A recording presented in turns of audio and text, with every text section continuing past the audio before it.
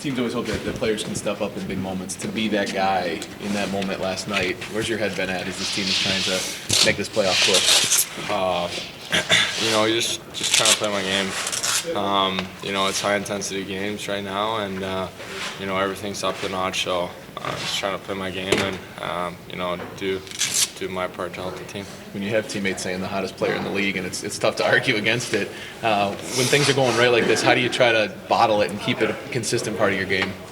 I wouldn't say I'm that, but it's fun to hear. I think we as a team has had a tough stretch lately, and I think just it's about getting back that swagger that we have and start playing the way we're supposed to. How much better do you feel now towards the end of the season this year as compared to last year? I feel a big difference for sure. I think as the years goes on, you kind of learn more about yourself, more about your body. And this summer, I had a really good summer and I came well prepared. But I think the biggest thing was to be able to keep that consistency through 82 games. So my body feels good right now. Obviously, it's a lot of games, and you always kind of have bumps and bruises, but I feel pretty good. How much of it is mental, just knowing what to expect now? A big part for sure. I think the mental side is probably one of the biggest sides. So that's the thing too. Just trying to keep that as clean as possible. And it's pretty easy with the room we have here. A lot of guys, great guys off the ice who keeps it light, and we have a lot of fun. Has the added strength given you kind of good pushback to get into those hard areas and to respond to the opponent's physical play? A little bit, maybe. I feel like obviously put on some weight, and that helps, and feel comfortable where I'm at right now. I remember you said in training camp, did you change your nutrition too? Did you change your diet a little bit, or? Yeah, I think it's also just maturing, getting older, and getting to know what your body needs. When you're young, you kind of eat anything, and you always have energy. And I'm still very young, but you wanna be able to get ahead of stuff like that, and so that's been a big part for sure. So what'd your body need last summer? More or less cheeseburgers and pizza? Haven't been a lot of cheeseburgers and pizza, but it's more eating clean, eating healthy, and then eating the right clean and healthy stuff for your body. Just getting to know it, I guess. What you respond good to. You have great hands. When you see what Patrick does, is there another level where you guys are still getting wowed by what he's doing on the ice? Yeah, it's pretty fun to watch. You see it every day in practice, and after practice, it's pretty incredible. So it's fun to watch. Just the replay on that overtime goal last night, for him to say, I saw the spot and I knew I was going to go for it.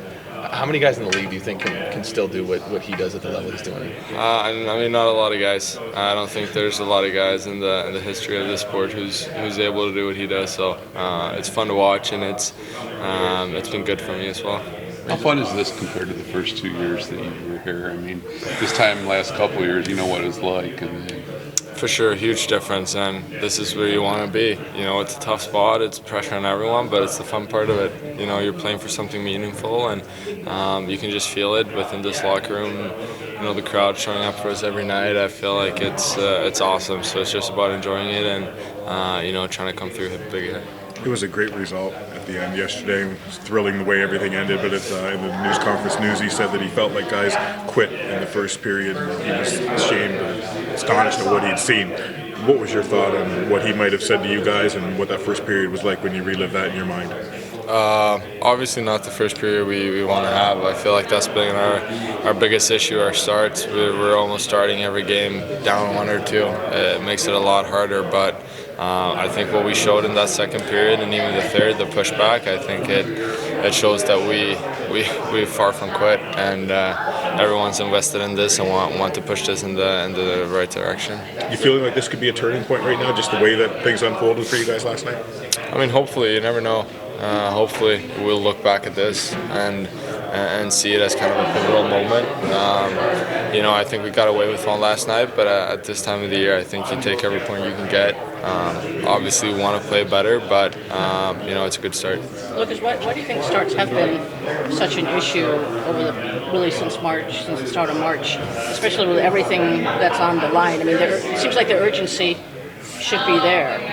Yeah, 100%. And I think the urgency in this locker room is there. I think we come out a little bit hesitant, a little bit kind of feeling off the game, and I feel like that's been an issue almost for the majority of the season, not just at the end there. So I think for us, that's a huge part. You know, you want to start off right and be able to build from that. Starts have continued to be such an issue for you guys, even as you're dropped in the standings again?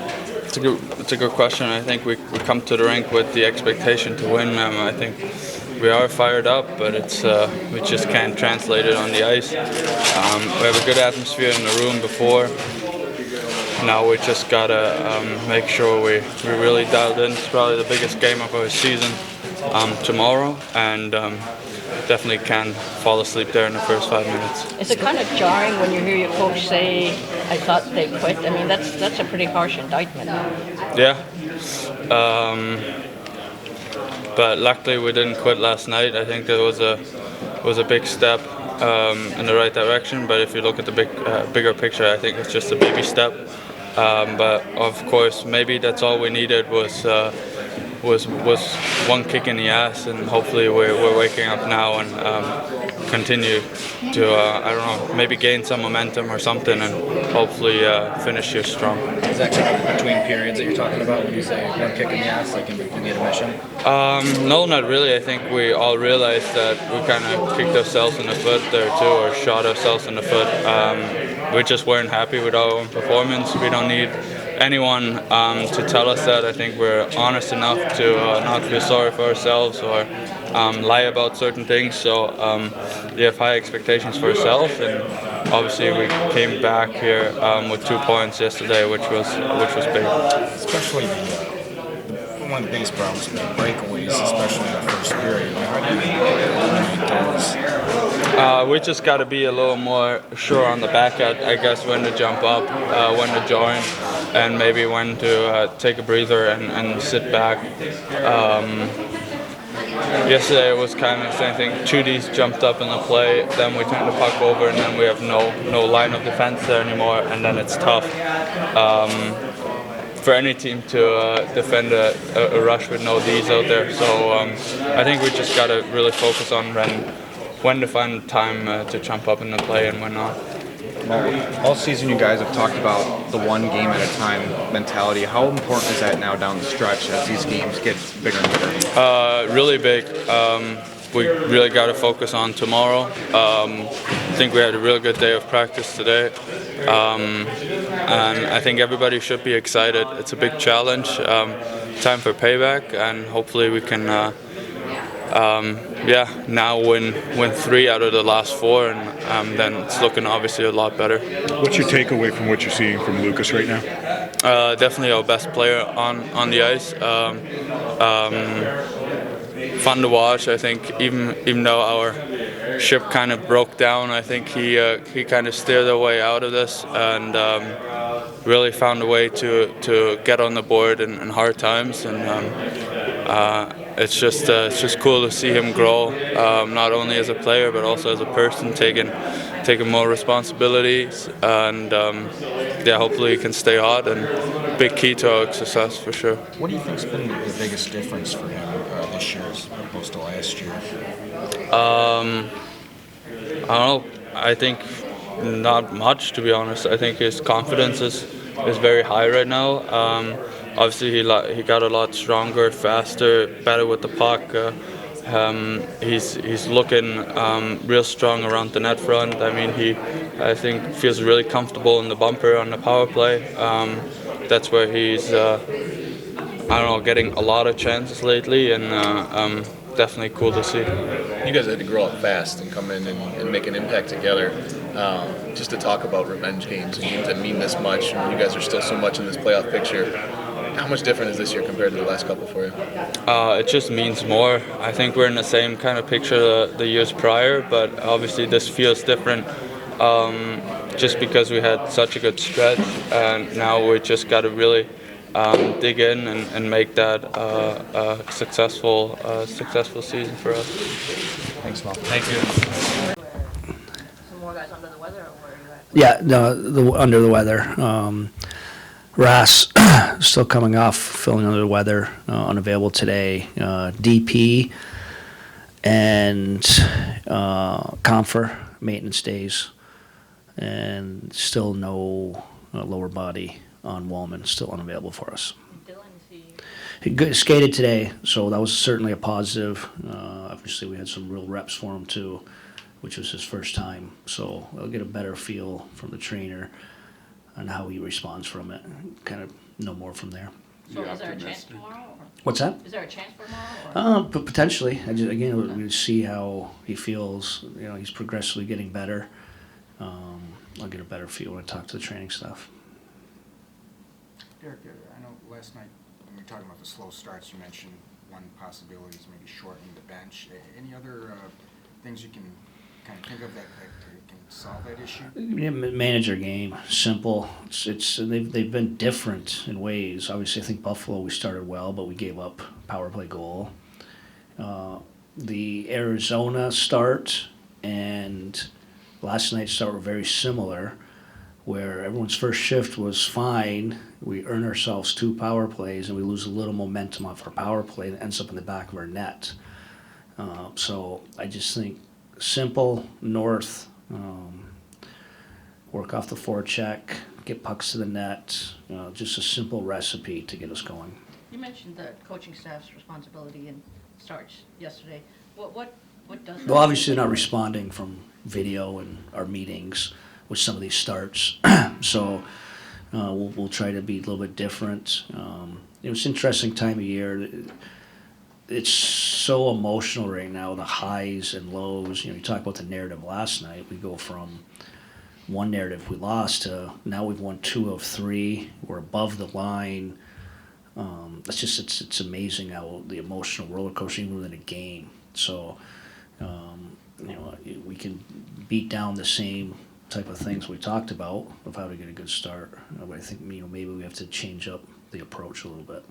Is the breakaways in particular, especially in the first period, in some of these last few games, been an issue? I mean, what do you see there that's causing that? Well, easy offense, high turnover in our zone with 2D, like no need for it, and obviously the miscue coming out of the box.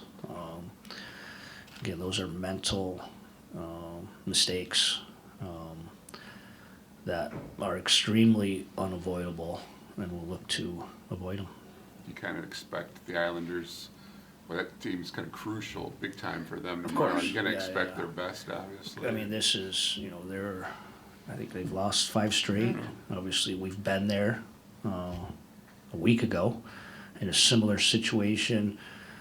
And now you're looking at, separating that difference. Of course, they're going to play for their season. They're a really good team. They come off winning 5 in a row. They were rolling. We played them here, and that was a really good hockey game. We were playing at a high level, and they beat us. They were playing at a really high level. I was impressed with their whole group. Of course, but this is we wanted big games late in the year. I mean, here we are. We'll see how we handle it. How do you handle this personally, this roller coaster ride? Because as a coach, you have to be that steady. Yeah. But how do you do it? Try to stay even keeled with it. Trust your instincts on some things. Just ask them to do the right thing for the most part. If they don't, sometimes as a coach, our intensity has to go up. Last night maybe it was a moment it was needed, and the guys responded well. So again, just give them the tools. It's still going to come from the room. The message, meaning, we're so late in the season, I think everyone's very comfortable structurally what to do. It's probably a little bit more of the mindset right now, and maybe trying to fuel that a little bit. That first period intermission, is that if there's a movie of this season, is that a scene that as Patrick kind of says last night, that you kind of hope look as a turning point? You hope so, for sure. You hope so. It was a big moment for us. Literally our backs are to the wall, and the narrative of Columbus has a lot of wins this year with world class players. One of the best forwards in the world on that team, and you don't come back against teams, and we did it in the second, and then we trailed in the third, which gave us our 12th win of the year when trailing in the third. If it's not tops, it's got to be one of the tops in the league. So that was a big win in a lot of ways for us. Now it's what can we do with it? You go with Raymond. Yep, Reimer's back in net tomorrow, and he's won his last 2 games, competing at a high level. There's a fight to his game, which you guys see, and I think it helps our group.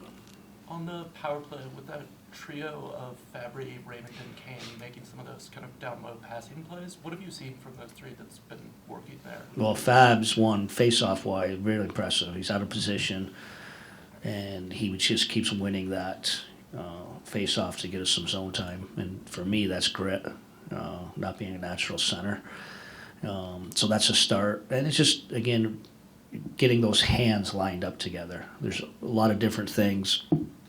Obviously, Patrick is a world-class half-wall power play guy. He will be creative with his approach at times, but you still need those direct set plays for some success, and that helped us last night, having the hands available, lefty to a righty in the back of the net. So it's, most power plays when they're humming, they're playing within structure with a little room for some creativity.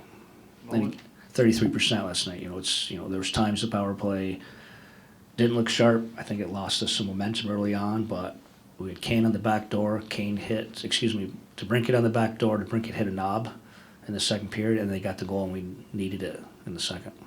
Mo and Razor, just the way the responsibilities they have on this team and just the way they handle themselves at such a young age, that their growth since you've been with this group, how can you speak to that at all? This will value them a ton.